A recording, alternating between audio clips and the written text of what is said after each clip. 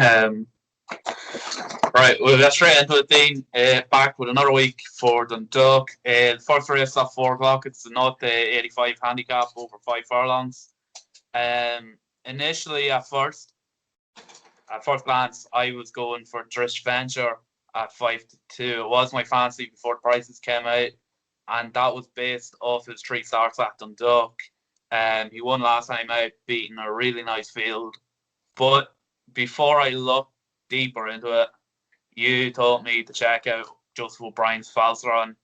And to be honest, looking at it now, I'm probably agreeing with you completely. And I'll just let you explain this one completely. Yeah, to be honest, I can't believe this thing's 4-1. Falseron is drawn in stall 4.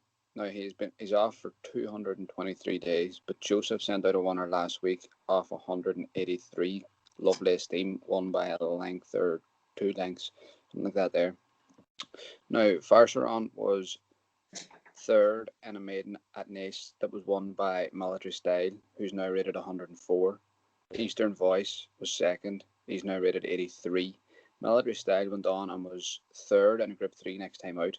Then went on to win a Group 3 after that at Leopardstown. The horse he beat in that Group 3 at Leopardstown then went on to win a Group 1. And then he went on himself and was beaten in Group 1s after that, a Group 1. Eastern Voice won a maiden in Cork after beating Dense Star and Zozimos. Now Zozimos is rated 88, who won next time out at Dundalk for Donegal O'Brien, who used to train this horse, but has now moved to Joseph. Fourth that day was Halebop for Jer Lyons, who's now rated 84, who won in his next start at Dundalk and then was just popped on his third start as second up at Dundalk. All horses have gone on to win at longer trips than this 5 furlong. It's been 6 and 7. Given the form and who he's beaten in the past, I could make this lad has to be favourite.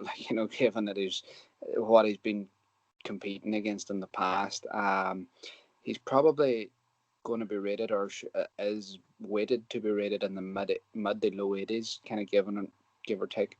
That should be enough to beat this if he's fit enough after his layoff, which I think he should be. I would say the one that could put it up to them the most is Harry's Hill. He's the only one that's won at 5 furlongs recently. That lad that you mentioned, I think won at 6 furlongs and is dropping back down in trip. So, but I think 4-1 around this lad's is great value. Yeah, 100% agree with you. He was his debut, and I think I've said to you, every single horse that finished ahead of him bar one. Yeah. Won. That debut of his, you say there was Lucky Vega won it, Battleground was in it, Lipizzaner was in it. There's a horse of Richard O'Brien's who ran there the other week that was backed in. Same race as Harbour Watch. If you look at the form, it doesn't much. Your eyes drawn to. Yeah, 100%. Right, we'll move on to race 2. It's a claimer. It's over 1 mile 2 furlongs. For me, I'm struggling to look past Raphael here. Trained by Adam Guinness and going to be ridden by Gavin Ryan. He was absolutely excellent in a claimer here a few weeks back, over a mile. He did be a good chunk of this field in that. And stepping up to 1 mile 2, I don't think he'll have much of an issue. And at 3-1, he looks good for me. Yeah, that, as you say, that race was over a mile. And on that race, he had Point Reyes behind him in second, and coming through was in third. Now, Point Reyes is drawn in stall 7, coming through is drawn in stall 14. If stalls are to play a part in this, you would think Raphael, who's drawn in 1, and Patch Mina for Johnny Feen, who's drawn in stall 3. Now, that Patch Mina has won over course and distance before, off a £3 higher mark, or off a £3 lower mark, sorry. I was drawn to Tonkinese in this now before I actually seen the prices today. Now, it was as price. I thought he would have been each way value given the thing, but he's in there 13-day favourite. I've still took him in a multiples bet that I'd done, but I would be concerned given that he's drawn in stall 16. Like, he's going to be dropped in, and his one there in the Apprentice Derby, Dillon got him dropped in, came sweeping down the outside, which he probably will do again at Dundalk. But I'll just run through this. This is something I've worked on today with the handicaps. Now, Pachmina's won over a mile 2 was won in 2 minutes and 17 seconds. Raphael's one at a mile was won in 1 minute 1 minute 40 seconds. Coming through was in that race as well, but he has also won it in the past around Dundalk over a mile in 1 minute 38 seconds. Point Reyes again over a mile won in 1 minute 40 seconds, and Tonkinese in a mile 2 around Dundalk when it was third was 2 minutes and 17 seconds as well. So if you're going on time, like Raphael, although they're running over shorter distances, like they've about 30 seconds of leeway there. Now, I don't know how that will be played out this time round, but I think Tonkinese is probably short enough. I wouldn't be going mad on him, but I would still think that he should be capable. It's probably between him and Raphael, I would imagine. Yeah, so we're going against each other there anyway. I'm going for the bigger price one out of the two of them anyway. Yeah. Moving on to the third race of the night, 5 o'clock. It's over a mile, this one. For me, this race is between two horses here. There's two I quite like now. Tony the Gent and Tyrconnell. Both of these have been very unlucky on numerous occasions recently. Look, I'm very torn between both of them. But I think Paddy Harnett claiming £7 on Tony the Gent is going to be the real deciding factor in this. And for me, Tony the Gent and Paddy Harnett win at 9-2. Yeah, I have to agree. This is the hottest race of the night. Like, this is definitely the best race in terms of quality. You've got Dark Magic, last time out won her, Emphatic, who's won his last two, Sideshow Bob, who's got form with Emphatic, Tony the Gent, Terry Connell. There's a number of horses that's brilliant in this here. When I was looking through it earlier on, Dark Magic and Emphatic have been impressive in their last two ones, up £7 and £6 for that. Now Emphatic's up £12 for his last two ones over course and distance. Looking at the times on them there, Dark Magic was in 1 minute and 39 seconds. It's his best one in time. Emphatic's best one in time was 1 minute 38.5, and his second one was 1 minute 38.6. So very kind of consistent. Now I'm going to take Sideshow Bob in this again this week, and I'll tell you why. Sideshow Bob was fourth to Emphatic last week, beaten 3 lengths. Now he's getting £16 in total today for a 3-length defeat. So I think 6-1 for a horse who's in receipt of £16 is absolutely massive. I think that's including the jockey's claim. Yeah, I think that's massive. Yeah, you make a fair point there, in fairness. Because I think he probably didn't get the best rights last week, in fairness. He made a bit of trouble and running up the home straight as well. Like, and if you had took that out, he probably would have finished closer. So considering the weight that he's getting, it has to be bang there again if he doesn't meet trouble. Yeah, no, like I said though, it is an extremely hot race, and it's probably the most exciting race the whole night, in fairness. Sure. For a neutral point of view, anyway. We move on quickly to the fourth race of the night, Dean, the half-5. It's over 7 furlongs. For me, this is another good race, in fairness. A lot of unexposed sorts in this. I think the Highway Rat, though, for Andrew Carroll is very good value here. He was very impressive last time, beating Joseph O'Brien's favourite Visualization, who of course did go on and win next time out then, and Phoenix Thoroughbred's horse Star Harbour, which we all fancied last week, was it? Look, the Highway Rat, he's making his handicap debut, and I think it'll be interesting to watch this fella's career down the line. 7-2 here. He looks, for me, that looks very good value. And I just wanted to take on Ferrybank personally, but I know you probably have different views on that. But for me, I just wanted to take on Ferrybank. And Yeah, I think the Highway Rat's the safe option and really could be anything. yeah, 100%.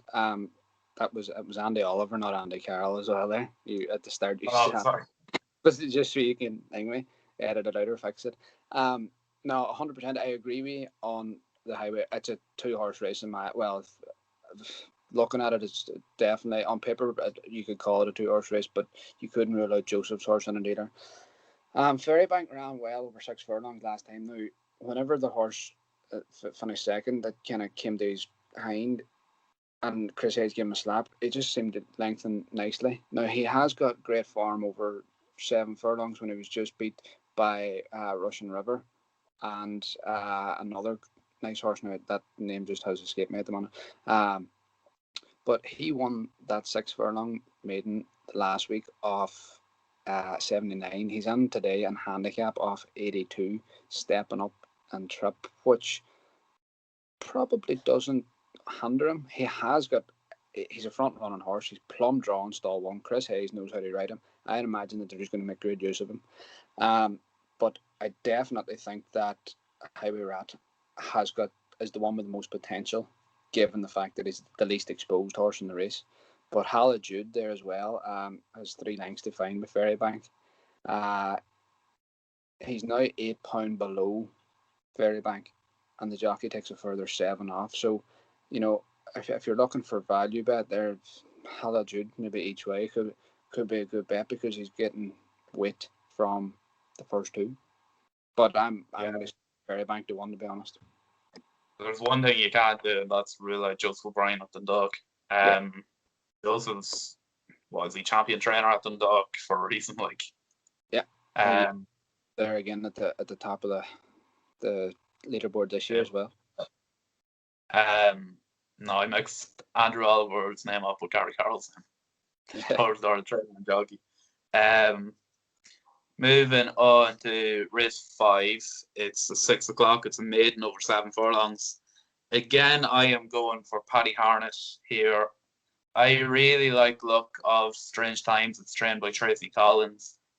Drawn in stall 3 at 7-1. His last race was his first time out at Dundalk, actually. And it was a very good race. There's an awful lot of, I suppose, Dundalk specialists or veterans in that. And he managed to finish 3rd in there, ahead of the likes of Togoville and a few others like that. I would like to think that he's got a lot about him, and I hope I'm right in saying this, but I think he took the all-weather like a duck to water, and he'll bounce further on at a big price at 7-1. I really fancy him. Yeah, I like. There's a few in here that's again. I like Turbo Command. Last week I put him up as well over a mile. He ran really well and he kind of looked awkward turning in and then picked up again and ran on well. Now, whenever he was trained by Johnny Feen, he was second over course and distance, just beating the neck. And that was a very, very encouraging run. He was still very young at that stage. Adam Fire takes a ride, takes £7 off as well. He's been riding him for the last couple of starts, so he should know him by this stage. Another one that is of interest is Lalandra for Ross O'Sullivan. Now, he was 2nd and 3rd for Jer Lyons and before Ross Bottom, and he was quite impressive in them races as well. His times were pretty good, but I think Turbo Command is a bit short of 7-4, but I think Turbo Command should win. Yeah, no, I agree with you on Lalandra now. Russell Sullivan owned him last time out too, didn't he? So, yeah. He wasn't great last time, but I think it was more of a test or kind of run, just see how he'd get on. Yeah. But yeah, no, I'd agree with you on that one now.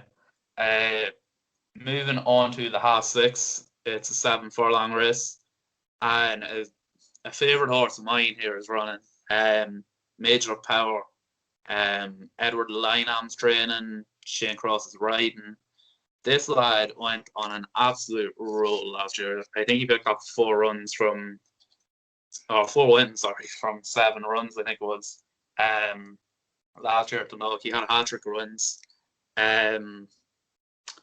This is his first race back this season. He did win his first race back last season too, so that shouldn't be too much of an issue. So he's obviously decent fresh. Over 7 furlongs, it's his preferred trip. You might think stall 11 would be a bit of an issue, over 7 furlongs. But for me, I'm not worrying. If you look back last year, his wins came twice from stall 15, once from stall 9, and once from stall 13. So he's been winning on the outside draws. So stall 11 won't be an issue whatsoever if he continues on like he did last year anyway. Yeah, this is my nap of the night here. Yeah, I would definitely agree. He on last year's form, he would definitely have to have a chance. You know, it's hopefully that Eddie Lynham has him fresh enough and fit enough for now. But he's taken on a serious contender here, and what harm? Like he's been really impressive in his last 2 runs. He's had 3 ones, I think, from 4 runs. He was he's won over course and distance the last twice. I think he should be able to get his hat trick here. He's in there like 3-1. Great value in that. His times have been really kind of similar in both runs. Like so, I can imagine. I can see him going well. Like he's about a second and a half to 2 seconds quicker than Major Power's last one, which was he was fit enough by that stage. Like so, I would like to think that What Harm could uphold the form that he's been on recently.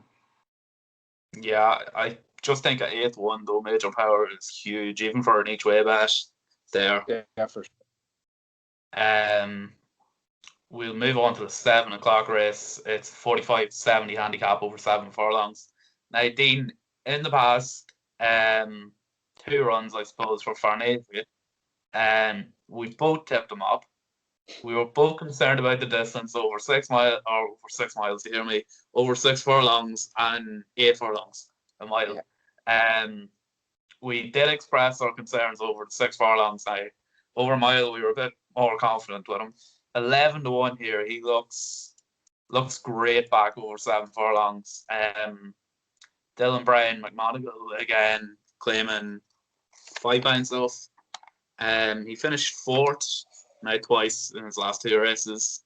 Obviously, both fairly disappointing. Over the mile, it was too much in Trish. And 6 furlongs, he needed extra. And we were saying that there wasn't too many 7 furlong races out there for him, but he has found one now. The handicapper hasn't been too kind to him because he's still rated 62. But with Dylan Brown and Modigal claiming £5, you'd imagine he's well in with a shout now. The form of his win has actually worked out very well over 7 furlongs anyway. The second and third in that race, Foreign Legion and Caesar's Comet, have both won since over 7 furlongs. So in fairness, the form over 7 furlongs has worked out brilliantly. And I'm going to take another punt again, this time with Farnese at 11-1. Yeah, and Foreign Legion actually runs at Dundalk tomorrow night as well. Now, I'm not 100% sure what race it's in, but I mind seeing it. I have to agree 100% with you on Farnese. I hope to God that, everything falls and they place for him, because the lads deserve a bit of luck after the last couple of runs. He's ran really creditable. Has won over 7 furlongs, was impressive the way he's done it. He faces rivals here. St George's Head. Now, he's not a horse that I would be convinced on. Like, his strike rate isn't great, but he's got Declan McDonough on board for Kieran Cotter and Danny Murphy. So obviously that's something that people have to watch out for. Sunset Nova has won his last 2 and has been in great form over course and distance. Now on the times, I'll just read off the times that I have up here. St George's Head's 2 ones over 7 furlongs have come off a minute, 1 minute 25.3 seconds and 1 minute 26 seconds. Sunset Nova's 2 ones at 7 furlongs have come off a minute 26.4 and 1 minute 25.6. Farnese's over 7 furlongs has come at 1 minute 25.7 seconds. So they're closely enough matched in times, Yeah. but I just think that Farnese is probably the more reliable of the three that I've just mentioned. So I would be agreeing with you. I think he's a great shout back at 7 furlongs. Especially at 11-1, like you can't really turn that down. I suppose we will move on to the final race then. The 7:30, it's over 6 furlongs this. And for me, it's between two. Fairchild, at 3-1, and Pillar at 15-2. Both ran brilliantly last time out. Sabrina Fairchild obviously won and is up £6 for that, whereas Pillar came second over 5 furlongs and got raised £2. I think the extra furlong for Pillar will benefit him. He's got a wide draw, and I'd expect him to come down the outside on the run in, and I'd really be expecting him to finish very strongly and hit the line strong. Do you think he'll go to the front, given such a wide draw? See, I'd say it'll be a lot of tactics in it, though. Yeah. Because I think in that 5 furlong, he kind of just sat in behind the leaders. Yeah. So I would hope nearly he'd do something similar. He's had 2 wins over 6 furlongs, so there's no doubt that he stays the trip, and he's ran over further too. I'm nearly sure. I think given the draw, I think they should make use of him, pop him out, and go ahead, and Gavin Ryan can make whatever he wants of it. I agree with you 100%. It is between him and Sabrina Fairchild. I'm almost sure. And Pillar has actually finished ahead of Sabrina Fairchild the last 4 times they've met as well. Yeah, well, that's also something. I would definitely agree with you there. As far as Pillar is concerned, I think he is the one that they have to beat in that race there. But one that took my eye, and whoever's been booking Dylan, I know Kevin O'Ryan's his agent, I think, but if he's booking his rides, he's got him on some cracking rides here tonight at Dundalk. And he could have a very good night. He rides Tassel Flower in this. Tassel Flower was third over 7 furlongs last time to the horse that I mentioned there, Lovely Esteem, for Joseph. And it was rank outsider. I thought Dylan gave it a great ride, come down the outside, 25-1 shot, probably hoping for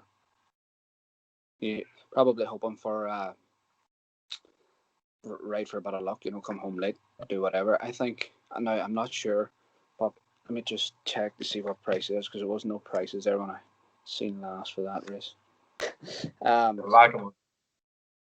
Tassel Flower, that filly's on there, it's about 6-1. Pillar's 11-2, and Sabrina Fairchild's in there 7-2, I think. I definitely do think that between Pillar and Sabrina Fairchild, Pillar given a better value, and the fact that he's finished in front of Sabrina Fairchild before, I would agree with you in that one, Ryan. Yeah. Suppose we'll move on to our next bet, Stanner each way. We'll start with you this week. Well, it'll not be any surprise who I am napping up, as I think it is massively overpriced. Fasharon in the first race for Joseph and Deck McDonough. I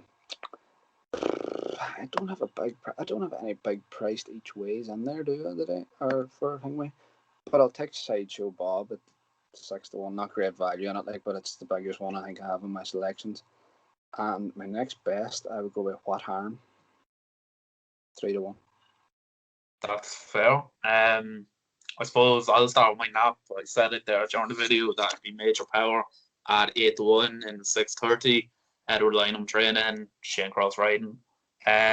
Each way, I would have to say Farnese at 7 or at 11-1 and 7 o'clock. Yeah. Look, it's a big price for that. And next best, I would probably say the Highway Rat in the 5:30 at 7-2. Yeah, good stuff. Yep. Right, well, that wraps it up again, Dean. Another week, another video done. Hopefully, we didn't do too bad last week now.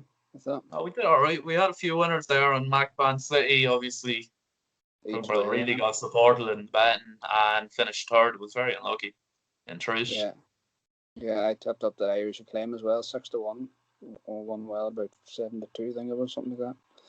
Irish Well Irish supported. ambassador. Irish ambassador, sorry, yeah, Yeah, Irish ambassador. we were both on that actually. Yeah, yeah, And yeah, well, it wasn't a bad week at all. Hopefully we can get more of the same again. I really do think we will, to be honest. yeah. I think this is the best card we've seen at Dundalk in a while, and great quality. So I definitely think it's better than last week's card. So fingers crossed now that we can get a couple of winners on the board. 100% with a bit of luck anyway. Yeah, that's all from us. Be sure to drop a subscribe. We're almost at 400 now. Yeah, that's it. Check us out on Facebook and Twitter. Yeah, be sure to follow the Facebook and Twitter as well. We recently hit 1,000 followers on Twitter, so be sure to go check that out. The links will be in the description below.